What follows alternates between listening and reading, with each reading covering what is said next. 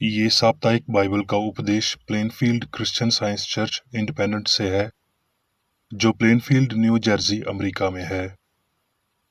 अधिक जानकारी के लिए कृपया हमारी वेबसाइट पर जाएं www.plainfieldcs.com। आपके अध्ययन के लिए ये पाठ रविवार 29 जून 2025 के लिए है। विषय क्रिश्चियन साइंस, स्वर्णपथ, प्रकाशित वाक्य। जा, जो स्वर्गदूत समंदर और पृथ्वी पर खड़ा है, उसके हाथ की खुली हुई पुस्तक ले ले। उत्तरदायी अध्ययन, प्रकाशित वाक्य। फिर मैंने एक और बलि स्वर्गदूत को बादल ओढ़े हुए स्वर्ग से उतरते देखा। उसके सर पर मेघ धनुष था और उसका मुंह सूर्य का सा और उसके पांव आग के खंभे के से थे और उसके हाथ में एक छोटी सी खुली हुई पुस्तक थी। उसने अपना दाहिना पांव समंदर पर और बायां पृथ्वी पर रखा और ऐसे बड़े शब्द से चिल्लाया जैसा सिंह गरजता है।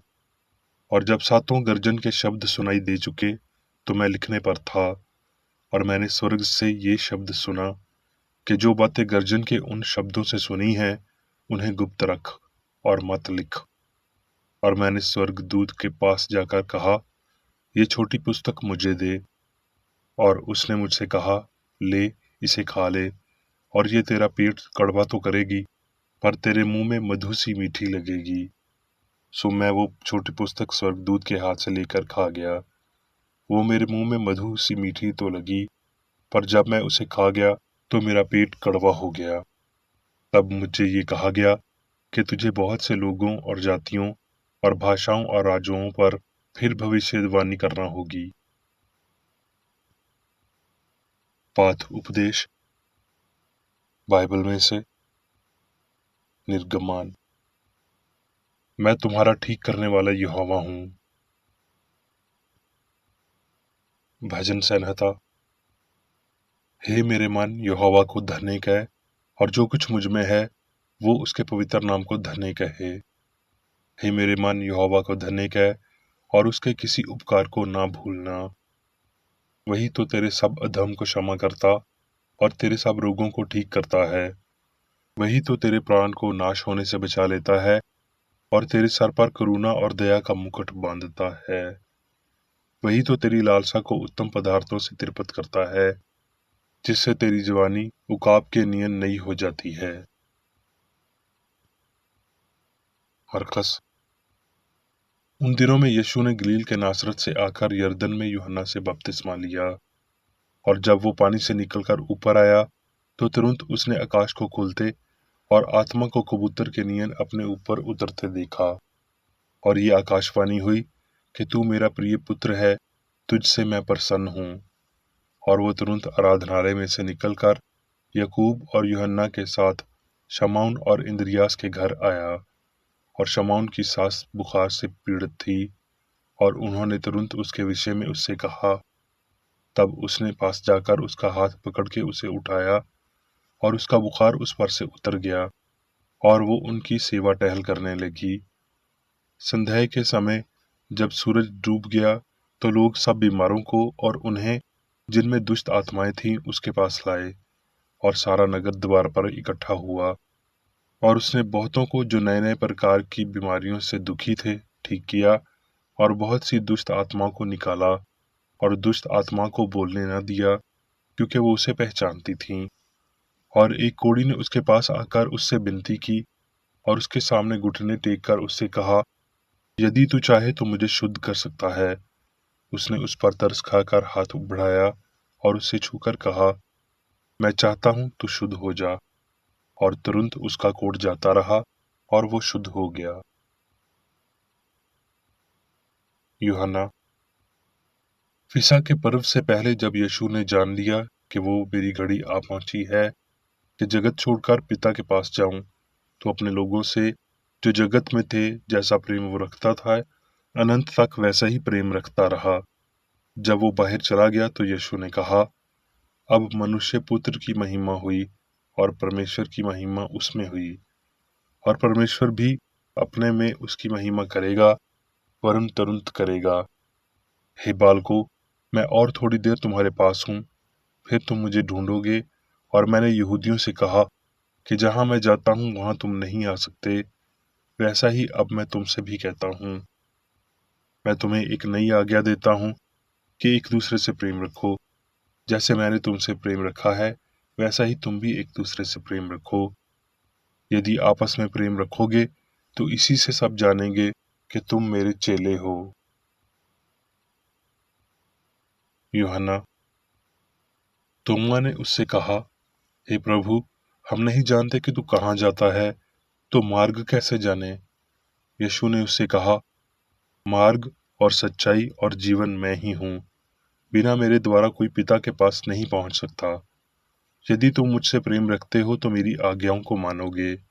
और मैं पिता से विनती करता हूँ, और वो तुम्हें एक और सहायक देगा कि वो सर्वदा तुम्हारे साथ रहे, अर्थात सत्य का आत्मा, जिसे संसार ग्रहण नहीं कर सकता, क्योंकि वो ना उसे देखता है और ना उसे जानता है। तुम उसे जानते हो, क्योंकि वो तुम्हारे साथ रहता है और वो तुम में होगा। भजन संहिता। जो परम प्रधान के साय में बैठा रहे, वो सर्वशक्तिमान की छाया में ठिकाना पाएगा। मैं यहोवा के विषय कहूंगा कि वो मेरा शरण स्थान और गढ़ है, वो मेरा परमेश्वर है, मैं उस पर भरोसा रखूंगा। वो तो तुझे हीलिए के जल से और महामारी से बचाएगा। वो तुझे अपने पंखों की आड़ में ले लेगा, और तू उसके पैरों के नीचे शरण पाएगा। उसकी सच्चाई तेरे लिए ढाल और झिलम ठहरेगी। तू ना रात के भय से डरेगा, और ना उस तीर से जो दिन को उड़ता है, ना उस मरी से जो अंधेरे में फैलती है, और ना उस रोग से जो दिन दोपहरी में उजाड़ता है। तेरे निकट 1000 और तेरे दाएं ओर 10,000 गिरेंगे, परंतु वो तेरे पास ना आएगा। परंतु तू अपनी आंखों की दृष्टि करेगा और दुष्टों के अंत को देखेगा। हे यहोवा, तू मेरा शरण स्थान ठहरा है। तूने जो परम प्रधान को अपना धाम मान लिया है, इसलिए कोई विपत्ति तुझ पर ना पड़ेगी, ना कोई दुख तेरे डेरे के निकट आएगा। क्योंकि वो अपने दूतों को तेरे निमित्त आज्ञा देगा कि जहाँ कहीं तू जाए, वो तेरी रक्षा करें। वो तुझको हाथों हाथ उठा लेंगे, ऐसा ना हो कि तेरे पाँव में पत्थर से ठेस लगे। उसने जो मुझसे स्नेह किया है, इसलिए मैं उसको छुड़ाऊंगा। मैं उसको ऊंचे स्थान पर रखूंगा, क्योंकि उसने मेरे नाम को जान लिया है। जब वो मुझको पुकारे, तब मैं उसकी सुनूंगा। संकट में मैं उसके संग रहूंगा। मैं उसको बचाकर उसकी महिमा बढ़ाऊंगा। मैं उसको दीर्घायुओं से तिरपत करूंगा और अपने किए हुए उद्धार का दर्शन दिखाऊंगा। अब मैं मेरी बेकर एडी द्वारा क्रिश्चियन साइंस की किताब विज्ञान और स्वास्थ्य शास्त्रों की कुंजी के साथ के साहस संबंधी अंश पढ़ूंगा। विज्ञान और स्वास्थ्य। यीशु ने अपने चर्च की स्थापना की और मसीह उपचार की आध्यात्मिक नींवों पर अपने मिशन को बनाए रखा। उसने अपने अनुयायियों को सिखाया कि उसके धर्म में एक दिव्य सिद्धांत है जो त्रुटि को निकालता और बीमार और पापी दोनों को ठीक करता है। उसने दावा किया कि कोई खुफिया कार्रवाई और न ही जीवन ईश्वर से अलग है। अपने ऊपर आई उत्पीड़न के बावजूद उसने शारीरिक और आध्यात्मिक रूप से पुरुषों को बचाने के लिए अपनी दिव्य शक्ति का उपयोग किया।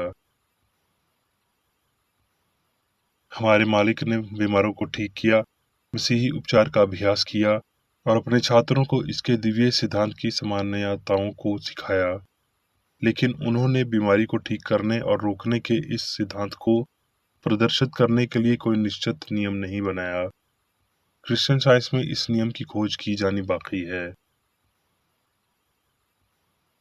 वर्ष 1866 में मैंने क्रिश्चियन साइंस या जीवन, सत्य और प्रेम के दिव्य नियमों की खोज की और अपनी खोज का नाम क्रिश्चियन साइंस रखा। वैज्ञानिक मानसिक उपचार के पूर्ण सिद्धांत के इस अंतम रहस्य उद्घाटन के स्वागत के लिए भगवान ने कई वर्षों के दौरान मुझे विनम्रतापूर्वक तैयार किया। अपनी खोज के 3 साल बाद मैंने माइंड हीलिंग की इस समस्या का समाधान खोजा। शास्त्रों की खोज की ओर थोड़ा और पढ़ा, समाज से अलग रखा और एक सकारात्मक नियम की खोज के लिए समय और ऊर्जा समर्पित की। ये खोज मधुर, शांत और आशा से भरी हुई थी, स्वार्थपूर्ण या निराशाजनक नहीं थी। मैं जानती थी कि सभी सामंजस्यपूर्ण मन के कार्य का सिद्धांत ईश्वर है, और ये कि पवित्र उत्थान विश्वास द्वारा आराम मसीही उपचार में उत्पन्न हुए थे। लेकिन मुझे इस उपचार का पता होना चाहिए, और मैं दिव्य रहस्य उद्घाटन, कारण और प्रदर्शन के माध्यम से पूर्ण निष्कर्ष के लिए अपना रास्ता जीता। समझ में सत्य का रहस्य उद्घाटन मेरे पास धीरे धीरे और स्पष्ट रूप से दिव्य शक्ति के माध्यम से आया। विज्ञान शब्द ठीक से समझे जाने पर केवल ईश्वर के नियमों और ब्रह्मांड पर उसकी सरकार को संदर्भित करता है, जिसमें मनुष्य भी शामिल है। इससे ये प्रतीत होता है कि व्यापारिक पुरुषों और सुसंस्कृत विद्वानों ने पाया है कि क्रिश्चियन साइंस उनकी सहन शक्तियों और मानसिक शक्तियों को बढ़ाती है, चित्रित की उनकी धारणाओं को बढ़ाती है, उन्हें एकारूपिता और समझ देती है, और उनकी साधारण क्षमता को पार करने की क्षमता देती है। मानव मन जो इस आध्यात्मिक समझ के साथ उत्पन्न हुआ है, अधिक लोचादार हो जाता है, अधिक धीरज रखने में सक्षम हो जाता है, कुछ हद तक खुद से बच जाता है, और कम प्रतिनिधि की आवश्यकता होती है। मनुष्य की व्यक्त क्षमताओं और भावनाओं को विकसित करने के विज्ञान का ज्ञान ये वातावरण का विस्तार करता है, जिससे नश्वर व्यापक और उच्चतर क्षेत्रों तक पहुंच प्राप्त करता है। ये विचारक को अंतर्दृष्टि और दृष्टिकोण की अपनी मूल हवा में उठाता है। पापी को सुधारने और बीमारी को ठीक करने वाली प्रार्थना एक पूर्ण विश्वास है कि भगवान के लिए सभी चीजें संभव हैं। एक आध्यात्मिक समझ, एक निःस्वार्थ प्रेम। क्रिश्चियन साइंस पापी व्यक्ति को जगाती है, काफरों को याद दिलाती है, और असहाय अमाने आदमी को दर्द के सोफे पर बिठाती है। ये गूंगे को सत्य के शब्द बोलती है, और वो आनंद के साथ उत्तर देता है। ये बहरे को सुनाने के लिए, लंगड़े के चलने के लिए, और अंधे के देखने का कारण बनती है। क्रिश्चियन साइंस सत्य का नियम है, जो एकमान या ईश्वर के आधार पर बीमारों को ठीक करता है। ये किसी नए तरीके से उपचार नहीं कर सकता, क्योंकि मानव तथाकथित नश्वर मन उपचारिक नहीं है, बल्कि रोग में विश्वास पैदा करता है। जब से लेखक ने रोग और पाप दोनों के उपचार में सत्य की शक्ति की खोज की है, तब से उसकी प्रणाली का पूरी तरह से परीक्षण किया गया है, और उसे कम नहीं पाया गया है। लेकिन क्रिश्चियन साइंस की ऊंचाइयों तक पहुंचने के लिए मनुष्य को इसके दिव्य सिद्धांत का पालन करते हुए रहना होगा। लेखिका की पवित्र खोज के बाद उसने मसीही धर्म को साइंस का नाम दिया, भौतिक इंद्रियों को त्रुटि का नाम दिया, और मन को पदार्थ का नाम दिया। विज्ञान ने विश्व को इस मुद्दे पर संघर्ष करने के लिए बुलाया है, और इसका प्रदर्शन, जो बीमारों को ठीक करता है, त्रुटि को नष्ट करता है, तथा सार्वभौमिक सद्भाव को प्रकट करता है, उन सब भाविक क्रिश्चियन विज्ञानों, प्राचीन महान भावों और मसीह यीशु के लिए परमेश्वर ने निश्चित रूप से क्रिश्चियन विज्ञान की भावना को प्रकट किया, भले ही पूर्ण अक्षर नहीं। क्योंकि मन का विज्ञान उन सामान्य वैज्ञानिक विद्यालयों को अपमानित करता प्रतीत होता है, जो केवल भौतिक अवलोकनों से ही जूझते हैं। इस विज्ञान को विरोध का सामना करना पड़ता है, लेकिन यदि कोई प्रणाली ईश्वर का सामना करती है, तो उसे सभी विचारशील व्यक्तियों से समर्थन मिलना चाहिए, विरोध नहीं। और क्रिश्चियन साइंस ईश्वर को उस तरह सम्मान देती है जैसे कोई नए सिद्धांत नहीं देती, और ये ईश्वरीय नाम और प्रकृति के माध्यम से कई अद्भुत कार्यों को करने के द्वारा उसकी नियुक्ति के तरीके से ऐसा करता है। किसी को भी अपने विषाण को बिना किसी डर या छल को निःस्वार्थ भाव से किया जाना चाहिए। मसीही धर्म कभी भी किसी देवी सिद्धांत पर आधारित नहीं होगा, और इसलिए उसे तब तक अचूक नहीं माना जाएगा जब तक कि उसके पूर्ण विज्ञान तक नहीं पहुंच जाते। जब ये पूरा हो जाता है, तो ना तो घमंड, ना ही पूर्वग्रह, ना ही कटारता, ना ही ईर्ष्या इस नींव को खत्म कर सकती है, क्योंकि ये चट्टान मसीह पर बनाया गया है। अपने स्वयं के पंखों के नीचे बीमारी और पापी लोगों को इकट्ठा करके सत्य का अमर विचार सदियों से चल रहा है। मेरी थकी हुई आशा उस सुखद दिन को महसूस करने की कोशिश करती है जब मनुष्य मसीह के विज्ञान को पहचान लेगा और अपने पड़ोसी को अपने जैसा प्रेम रखेगा। जब वो ईश्वर की सर्वशक्तिमानिता और उस परमात्मा की उपचार शक्ति का एहसास करेगा जो उसने किया है और मानव जाति के लिए कर रहा है।